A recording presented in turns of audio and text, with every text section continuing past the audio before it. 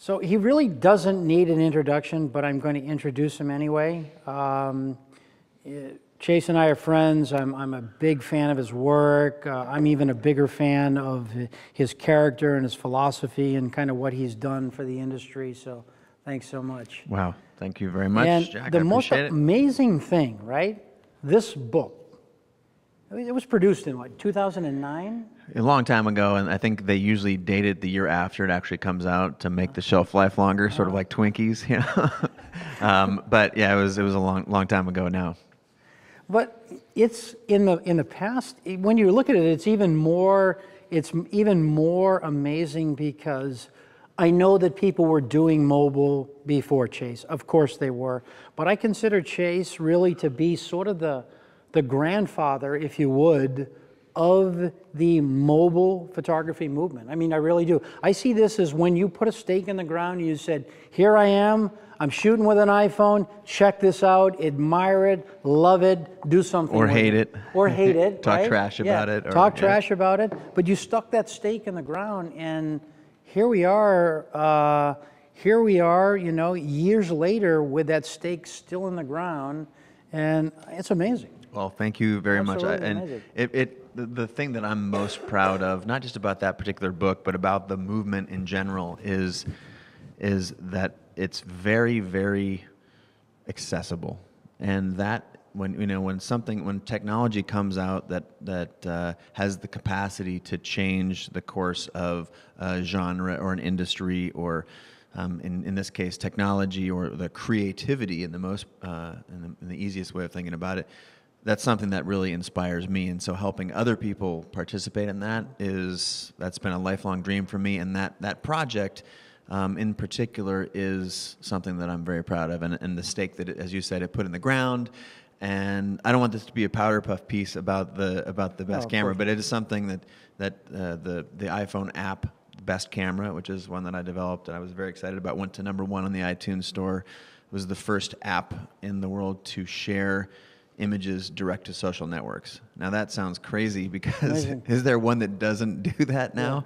Yeah. But I was proud of that, and the book, and then the online community that it launched. So thank you for saying nice things about it. I'm proud about it, but I'm more excited about what the world has taken and then gone on to do with it. So yeah, we'll leave this in a minute. But I heard something crazy the other day. I can't even remember where I read it, but it was an article. It was an interview with you. It was a recent interview. I want to say Resource Magazine, maybe. Okay. It was some piece, but they were talking about this when you develop the app and the book, and that you put out kind of this stuff on the internet, right? The mobile. Mm-hmm. It was staggering the amount of, and you put up some kind of portfolio on YouTube. Oh, I remember what you're talking about now. And you got like unbelievable counts and views. Well, there's a short backstory, which was when the iPhone first came out, is in the day that iPhone 1 came out. I was the most excited about the camera because I had, like many folks, had been using my BlackBerry or Palm Trio or whatever preceded the iPhone. I actually have blacked that part of my brain out. But to take a picture, and I was starting to save them every day. And as a person, I'm a professional photographer and a director, so I get to go all over the world. And I thought very, very deeply about how it was changing the way I thought about photography. And instead of a crew of 10, 20, 30, 40, 50, in some cases larger, and instead of tons and tons and tons of equipment and helicopters and planes and just gigantic BS, frankly, this thing gave me more freedom than all of that stuff. You know, the irony is that we're all trying to get from here to there, and whether that, not all of us, but so many people in a professional capacity or trying to develop their vision or their career, yet I had all that and ran squealing to my mother back to this here. So, and I think I do now remember the article you're talking about. When the iPhone 1 came out, I immediately put a gallery up on. I mean, everyone was talking about, why would Apple make such a crappy camera? It's only 2 megapixels. There's no controls, and those things were creative constraints for me, and I loved it. So as soon as it came out, I put a gallery up on my blog, and it was viewed, I think, the gallery itself was viewed about 2 million times over the course of a weekend. So 2 million times in over 72 a hours, weekend. yeah.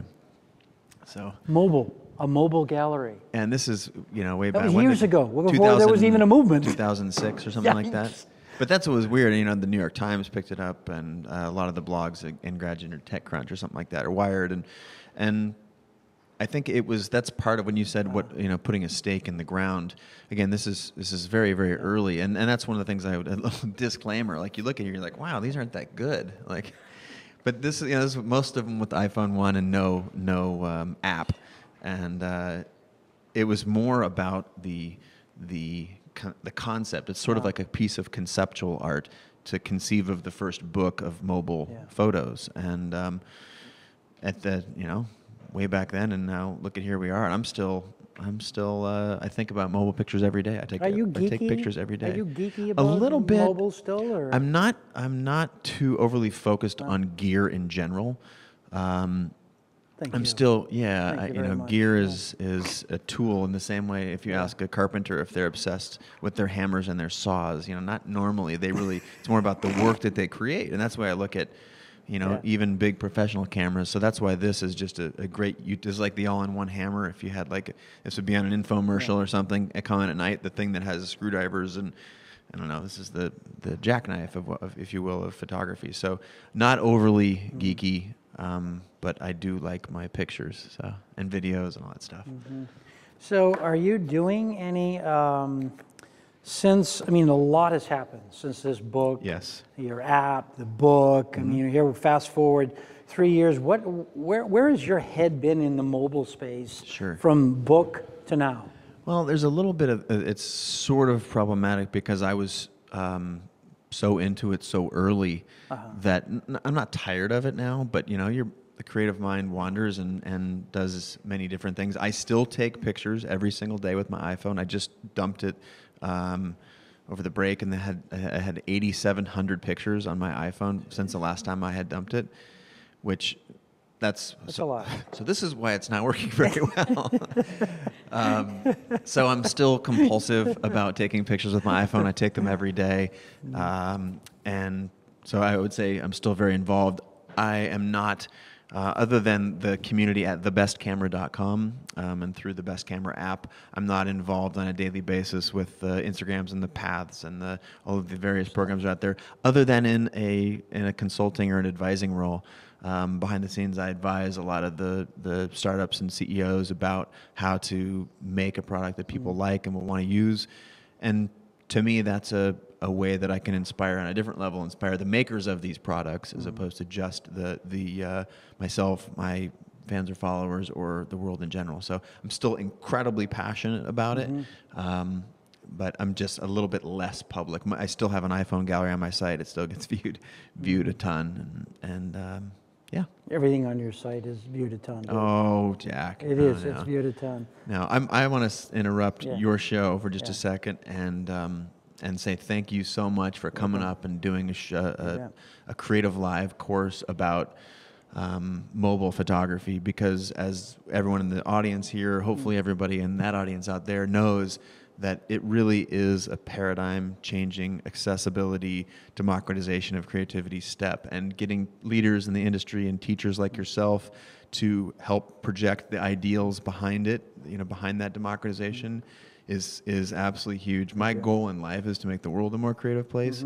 And when I rub up against people who are involved in that mentality and that ethos, it gives me a lot of juice back, and it allows, I feel like, the world to like rising tide floats all the boats, so to speak. So can we give them like a high five or round of applause or something for coming here to Seattle? Thank you. Thank you. I really appreciate it. So thanks, man. Thank you. Thanks for having me. Really, I was marveling just the platform, and I think we're sort of at a stage where, the mobile photography is come of age. And I said, even though you were an early adopter, I said that 2012 is going to be the year of mobile. I think we're going to see a breakout year like we never even imagined. And fast forward 12 months from now, we're sitting here going, oh my God, what in the world happened? Right. I think you all are probably aware, the folks at home perhaps, how the iPhone had quickly became in a record pace the most widely shared, the camera that created the most widely shared imagery in the world, and how fast that happened.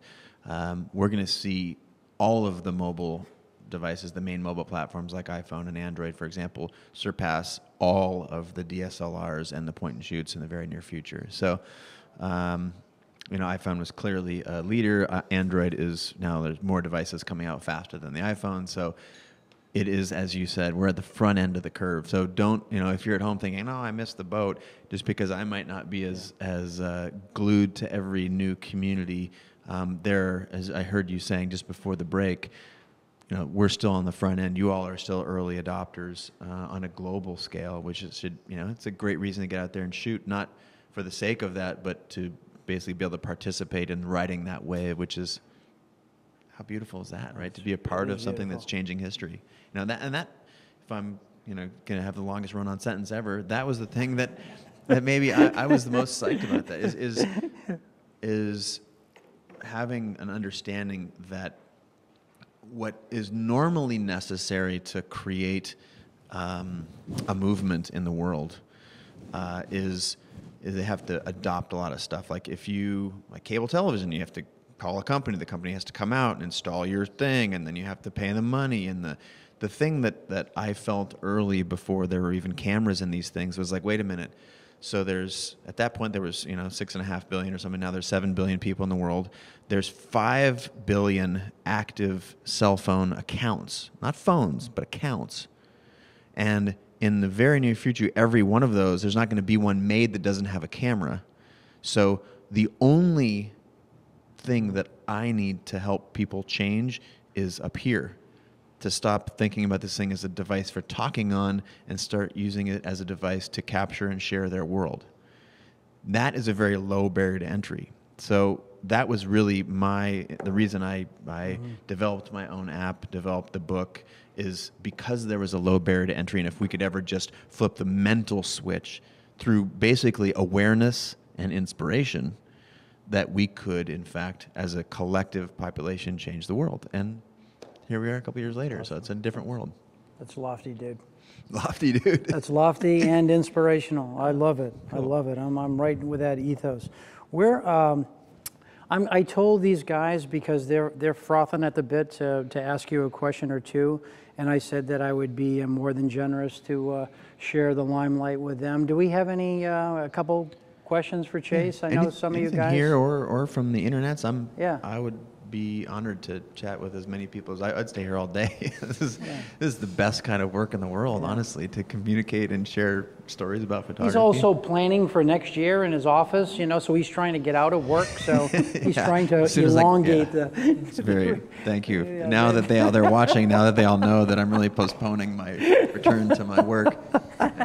Any questions about mobile photography in general, or its history, or where I think it's going? Or I would love to hear from you if you guys have some opinions about it.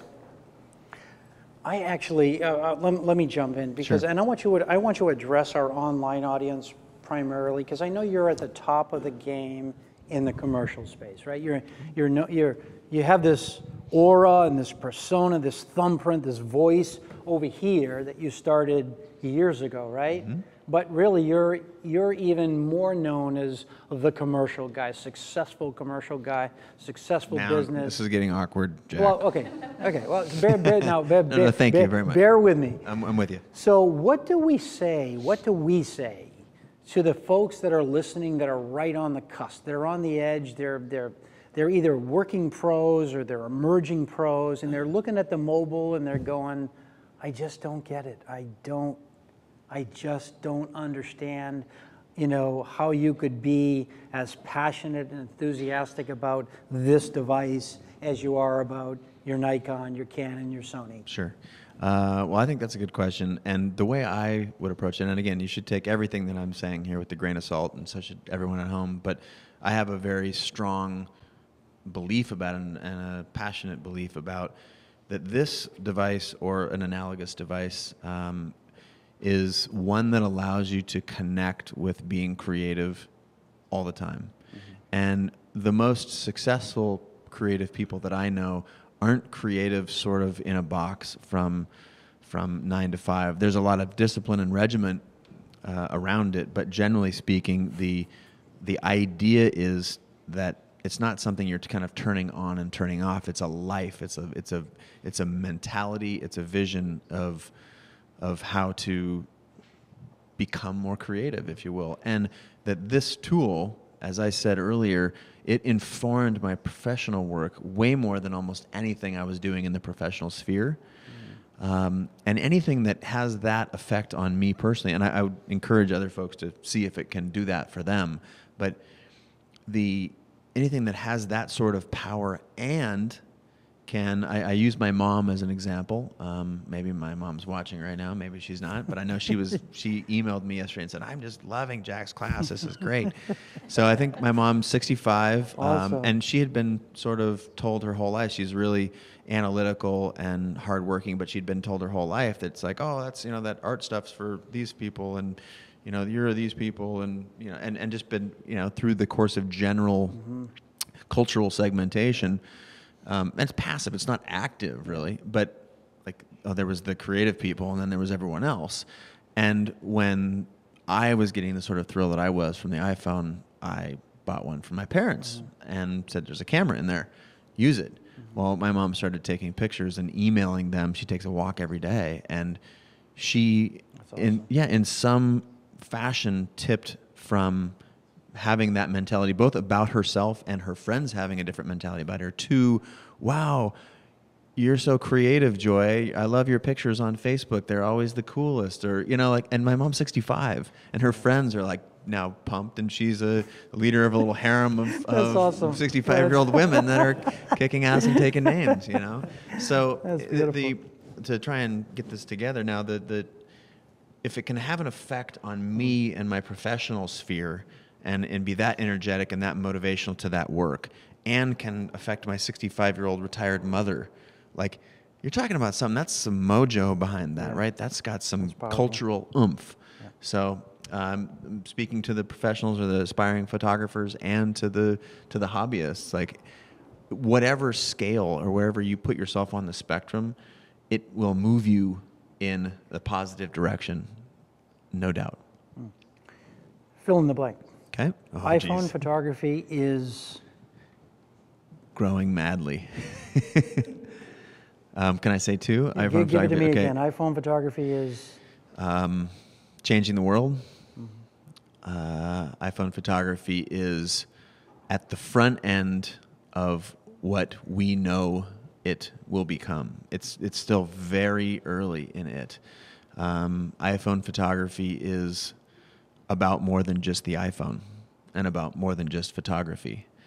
I mean, think that Google has visual search, and think of that every single image that you took is visually searchable. You start to see some insane, everyone's mind just went poof. So there's 4 of them. okay, I don't know. Last question Okay. for you, because I know you got to run. No, I want to take that question for you too. You're Chase Jarvis. I'm most excited about, as I look into the future, I am most excited in this space about fill in the blank. I am most excited about the continued democratization of creativity and its processes. I think you're supposed to say processes if you're fancy, but we're not very smart. Okay, good. Yeah, nor this fancy. This crowd isn't smart either. Nor fancy. So, Sort of, if I can expand on that, what I mean by that is I believe that a more creative world is a better world, and not just creativity in business and creativity in not just creativity in art and painting and photography, but creativity in business and creativity in innovation and creativity in science. And look at books like Malcolm Gladwell's Tipping Point, Daniel Pink's A Whole New Mind. There's a new era of creativity that is upon us, that we're on the front leaning, bleeding edge of, that as it tips into a world where more creative solutions can make the world better in a myriad of ways, not just in art. Now, I love what it does for art, but I also love what it does for pop culture. So I saw you had a hand up. Yeah. So often what goes with leading a creative life, the flip side of that is a fear. Fear and anxiety, fear of putting yourself out there and with photography or other artistic expressions is so intimate when you're all in. What's your advice to people who are wrangling with the fear of expressing myself, the fear of rejection, from a post to Instagram, the fear of ever having strangers respond to something that you've put out there that's that intimate? What would you say to someone who's anxious? Okay, so I'm going to have a sort of a gut impulsive reaction, and then I'm going to talk about, there's going to be some data. So as a gut, like I am a great living example of someone who has processed a lot of fear in being a professional creative, because when you put it out there, I advocate creating and sharing, not just creating and putting in your basement, because it's through the sharing that you actually evolve as an artist and you get feedback and whatnot. And ideally it's from people besides your mother and your close friends. That's literally one of the reasons that sharing was put into the best camera photo app, because it was to inspire that feedback loop. Now, for me personally, as someone who gets paid to go to faraway places with big crews and put out really polished images that have, huge budgets behind them and lots of man and woman hours, and what you're putting out there is really pretty safe, because sometimes it's not the vision that everybody wants, because it's gone through a cheese grater basically to get where it is, but it's gone through a lot of waxing and polishing and filters and retouching and all that stuff. So I definitely was like, all that is like, of course it's going out there like that because it's polished. And so when I started first sharing, mobile phone pictures, they were like, there were no megapixels. It was like half a megapixel or whatever on little flip phones. And when I started being able to share those through the most basic of social networks, I was scared because, wait a minute, I thought Chase was a good photographer. Here's this crappy piece of crap picture. And, it would be of my, morning coffee or the sunrise cresting through this frosty, tree landscape, and it was still mediocre that I was going to be judged. And exactly the opposite happened. I'm sure I was judged, but it was like, wow, that's cool. And it was a way for us all to experience and to express a world that we only experience. And to me, that's the core of creativity, is to be able to, you have to take pictures that no one else in the world can take. That's the goal for the folks at home as maybe professionals or aspiring professionals, and for my mom and maybe everybody in between, is we don't want to get hired, or I don't want to get hired as a monkey with a finger. Like, I'm not good because I'm strong and can hold an 8-pound camera. I get hired because of vision, hopefully. And the way you share that vision is through taking pictures. And if you can take a picture that no one else can take, that takes it out of the realm of being a commodity, like a pork belly or a barrel of oil, and into something that is spiritually motivating, driving, enhancing. And when I started sharing these, frankly, crappy pictures on a flip phone, or when the iPhone 1 first came out, it was 2 megapixels, no focus, no nothing, I was terrified. The result was overwhelmingly, wow, that's so cool. How did you get that shot? Frankly, that's what really triggered in me the idea that the best camera is the one that's with you. Is I was getting the shots that no one else in the world was getting, unless they were sitting there with their DSLR for like 10 days or 3 hours waiting for the perfect weird thing to happen. And so this is a long way of saying it, but by putting it out there, that act in and of itself removed the fear. And it, even from someone like myself who has 15 years as a pro, it changed the way that I felt about putting work out. So there's sort of a repetition of, the more you share, the feedback you get, good and bad, you sort of you're like, wait a minute. And then you have this little security blanket, or at least I did, many years ago. Oh, I just shot it with my phone. There's not the pressure of, I went to New Zealand with 15 people and worked for 3 weeks to get this one shot. It was just like, oh, I was waiting in line for coffee and snapped this. But if it's cool, you can share it because it just came from your phone. Now, I still believe very, very deeply in that. And I think that's what has changed, what's helped change and progress creativity. Some numbers, we'll go back to millions of people viewing that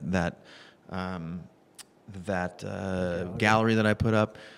When the app, The Best Camera, came out in 2009, it quickly went to #1 in the iTunes store. because of the sharing thing.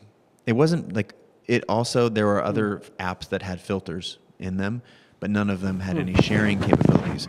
And I believe it went to #1 and was, top 10 app of the year for Wired and New York Times, and Phil Schiller from Apple said it was one of his favorite iPhone apps. And that's because of the sharing. I mean, it did other things well. The UI was good, but it was the first one to share it. So it's the sharing component, when you think about what fear is, that really drives that. And if 1 million people, the folks that are using that app are saying like, wow, there's some data behind, like, it helped them as well. And now when you look at the data of the iPhone is the most popular, wow, there's numbers behind this breaking through mentality.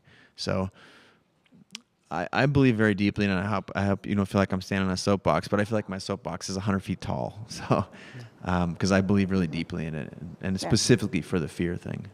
Yeah, no, I appreciate that. I agree with you too, and I think it's the core of creativity. I just think there's a flip side, and that fear stops people from producing, or they produce it for their basement. Right. Well, yeah, so you can just say it was just a snapshot I took with my iPhone. That's great. Instead Thank of you. having your brand new, the Nikon D4 came out today, so instead of having that thing, you just have this thing, and then you got an excuse built in, right? I was on my, I was late for an appointment or something. I just snapped this. So, any other questions? We're glad you took the chance, because again, I mean, you started something that, we're the beneficiaries of here today. Well, I got a lot of crap for it too, but I guess that's what they say about it. Part of risk reward, right? That's the way it is, and we're so happy. As a matter of fact, I laugh every time I hear somebody talking about the best camera is the one. I was like, that's kind of a Chase phrase word. I don't know if you've trademarked the phrase or something, but I mean, I hear this like every single day. Well, it's because by writers and TV and newspapers. Apple used it in the last marketing when they launched the iPhone 4S, which I thought was really cool. So, but it's an ethos that I think is cool. That it's so accessible. It's not brand specific. It's not platform specific, it's not format specific, it's completely agnostic about all that, and it's about the making, which is, to me, I think the cool thing. A couple more questions, there you go. Yeah, I always hear people say how their phone or their iPhone photography is turning the ordinary into the extraordinary, or the mundane into something interesting. And I wondered your thoughts on that, or just your thoughts on that. I am, again, take everything I say with a grain of salt, but I am of the ilk that I believe that it's mostly having a camera that is the thing that we're celebrating. Having the ability to do all the things that we can do with it, with the Paths and the Instagrams and the Camera Pluses and the best cameras and the whatever app you choose to use, because I'm agnostic with those as well. That's the special sauce, you know what I mean? That's a special sauce. The thing we all need to be, I think, very, very aware of is it's that we have a viewpoint, that we are carrying ourselves through our lives, taking pictures that other people can't take, and that we can sprinkle something unique on there is just, it's like that's the whipped cream on the sundae. So what's the ordinary to extraordinary is not necessarily what app you're using, but it's that you have a camera and that you get that picture that you would never normally have your DSLR on your shoulder, but now you have this camera in your pocket and you get that shot. So that's really what I think is extraordinary. And then the rest is gravy, or I think I like whipped cream better than gravy. That's what I was basically kind of hoping you would say. Basically, what I was going to get at is that I feel that it's allowing us to notice that extraordinary's always been there, right? It's always there, and Absolutely. Now we just are able to capture it. That's very well said. So you want to trade places, because that was much more succinct than I can ever put it. Was good. There's a line in here that says there are 10 great pictures within 10 meters of where you're standing right now, and that, to me, it's always been the case. People aren't standing next to more interesting things now. Yeah. Right? I mean, honestly. But it's now we are motivated to think about something because we have this device. So it's a little bit of a security blanket. But that's what I mean about changing the way you think and process. To sort of go back to your thing, it's like that's creative development when you're thinking about a cool picture near you and you actually have the ability to take it. So, any questions from the folks at home, or should we? Can I sign off? What? We good? Well, we always have questions, Chase. Fire 'em but away. I know. No, I know that you have. If there's room for one, I'll take it. Okay. And if you don't have one prepared, then I'm happy to turn it back over to the man himself. We did have one. It's kind of all these questions you touched on. Okay, well, I but can let's just do one more, which is Okay. J Mark Star 65 had asked, what would you want to see each of us do to help usher in this new era of mobile photography? What's your wish for the future?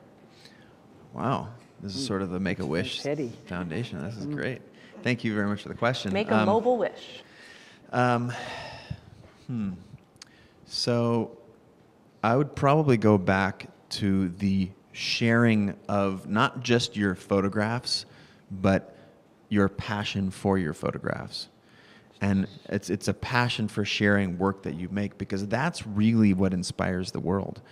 You know, there's a lot of levels on which a professional or an amateur can be critiqued.